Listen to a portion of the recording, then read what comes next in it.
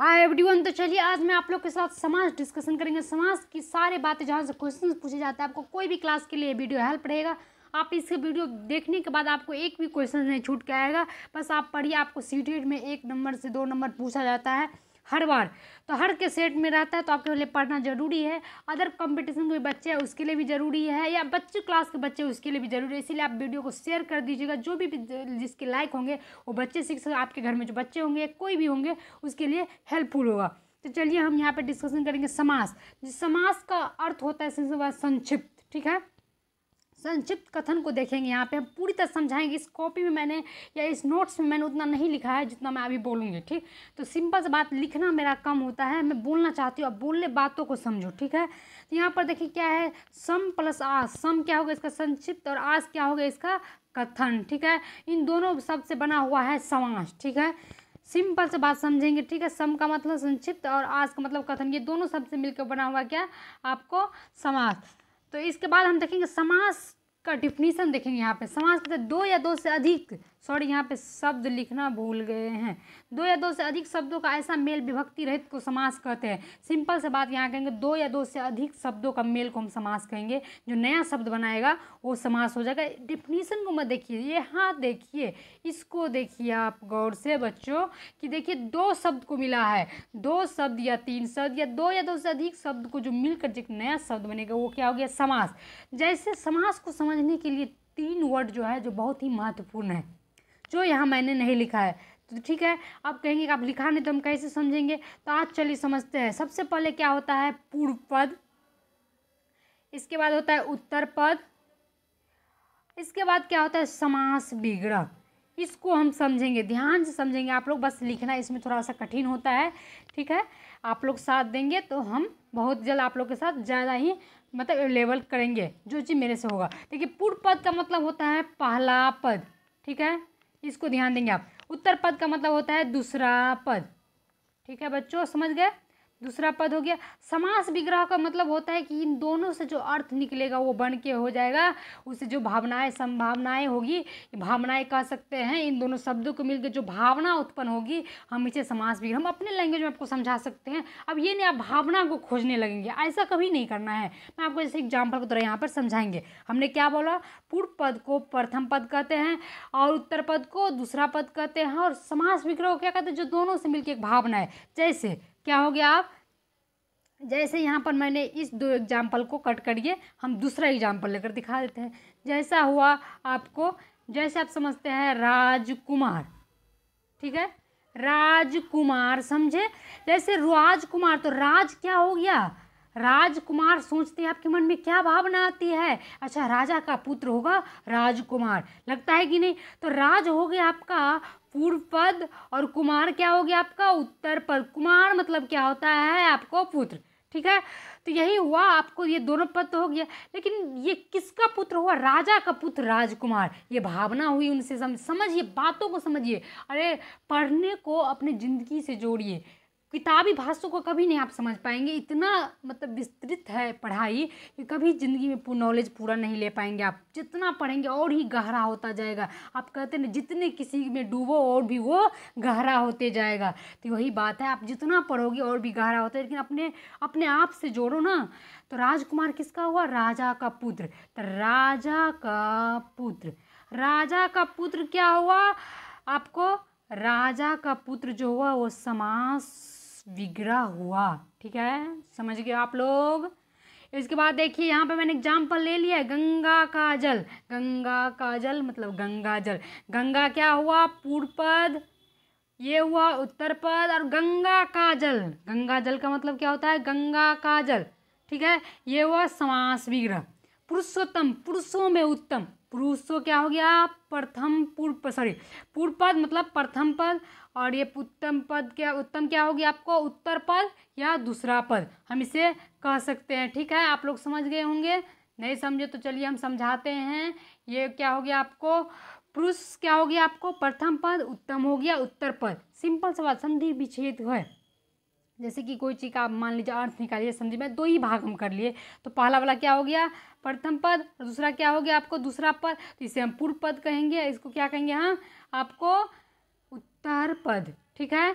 इसके बाद चलिए हम देखते हैं समास विग्रह। समास समझ गए, इतना ही खेल है समास का, समास पहचानने का, इससे बेटर चीज़ कुछ नहीं होगा। चलिए तो देखते हैं हम आगे क्या है।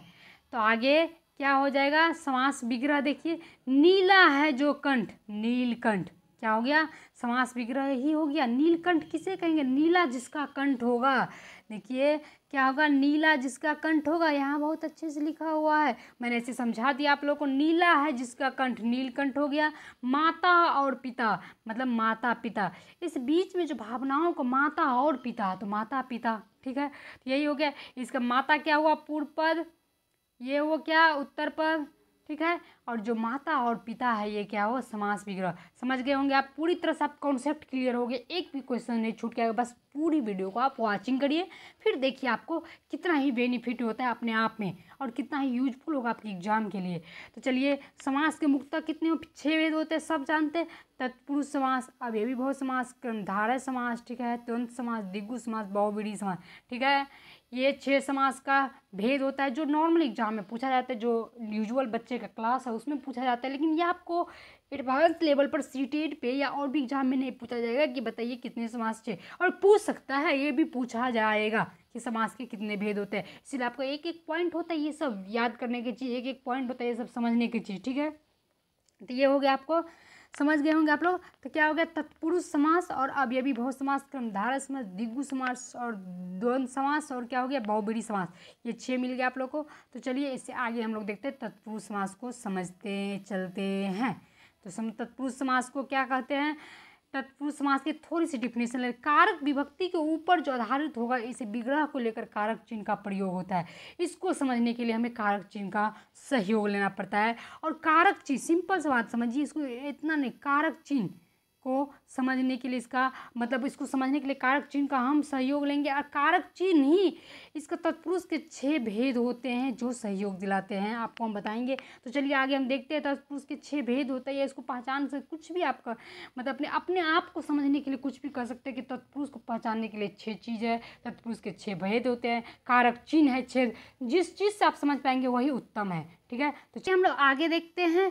तो आपने क्या समझा, 6, तो 6, चलिए यहाँ से हम बातें करेंगे, इन 6 को हम ध्यान से देखेंगे। देखिए थोड़ा सा मैं इसको नीचे करता हूँ, ठीक है। तो ये 6 चलेंगे हम लोग, तो इसको समझने के लिए आप तत्पुरुष के 6 चित्र कहेंगे, 6 पहचानने का कुछ भी कर सकते, बस इसे आपको ध्यान रखना, ये कारक चिन्ह से ही आप समझ पाएंगे।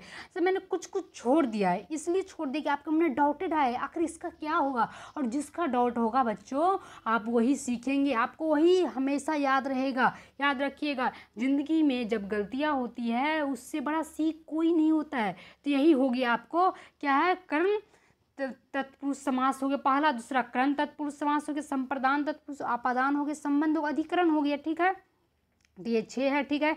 जो जैसे कि नंबरिंग करना चाहेंगे तो ये 1 हो गया, ये 2 हो गया, ये 3 हो गया, ये 4 हो गया, ये 5 हो गया, और ये 6 हो गया, ध्यान रखेंगे, ठीक है। जैसे कि कर्म तत्पुरुष में हम जैसे हमने छोड़ दिया, क्यों छोड़ा, जैसे कि मनोहर, मन को हरने वाला, मन को हरने वाला, मन को हरने वाला, ठीक है, मन को हरने वाला, मनोहर हो गया, ठीक है, ठीक है, कर्म को, ठीक है, जैसे कि मन को हरने वाला।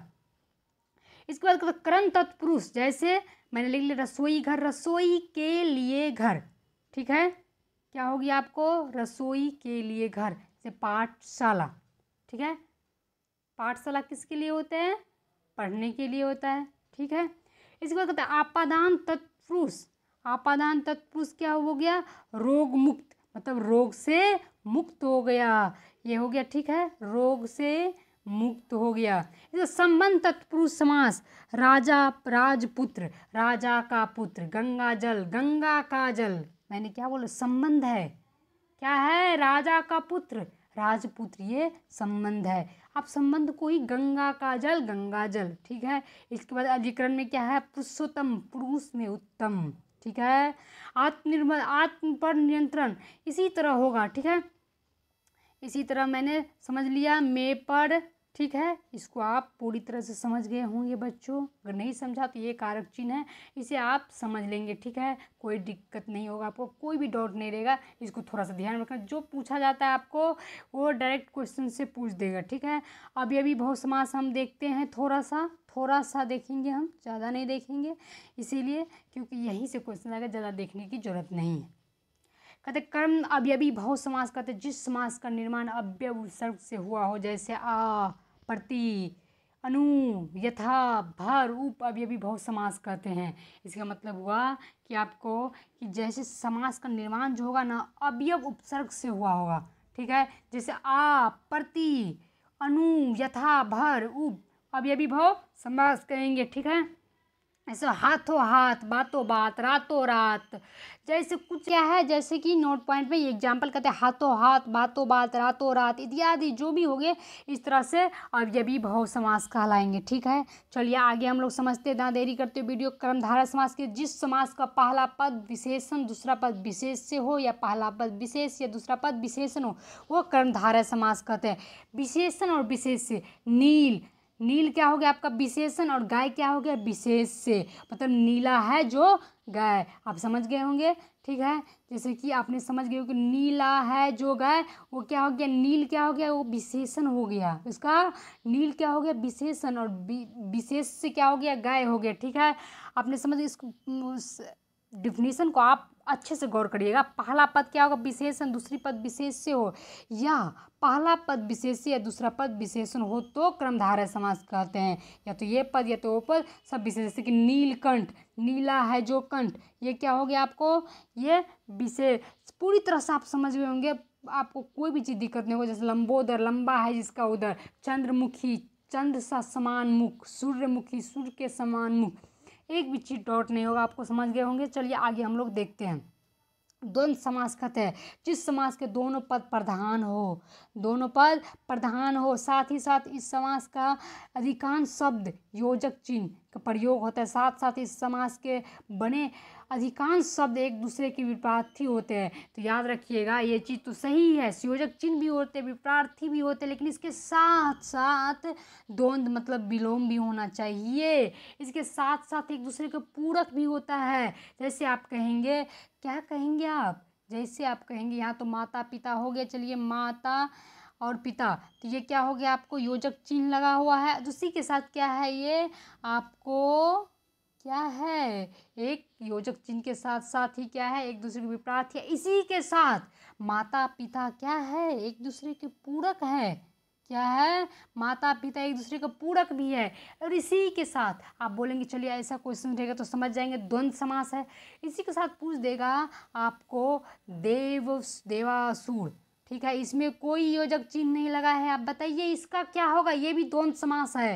लेकिन क्यों, क्योंकि देव और असुर क्या हो गए, ये एक दूसरे का विपरीत है, जो अपोजिट है, विलोम है, इसके बाद योजक चिन्ह नहीं लगा है, तो पर भी ये होगा आपको द्वंद्व समास। समझ गए, इसीलिए बच्चों ध्यान से रखेंगे, कोई भी चीज़ को शब्द को पकड़ेंगे आप तभी आपको होगा। ऐसे आपको नॉलेज कहीं से भी कहेंगे कि आप एक वीडियो देख कर जो समझ जाएंगे, ये इम्पॉसिबल है। ठीक है, लेकिन अपने आप को समझिए, जितना गहराई में ले जाएंगे उतना ही आप गहरा होते जाएंगे। ठीक है, भाई बहन सुख दुख बहुत कुछ छोटा बाटी जो भी कहेंगे आप, ये दुनिया में अपोजिट चीज़ें योजक चिन्ह ला रहे सब कुछ हो जाएगा। ठीक है, तो चलिए हम लोग आगे देखते हैं।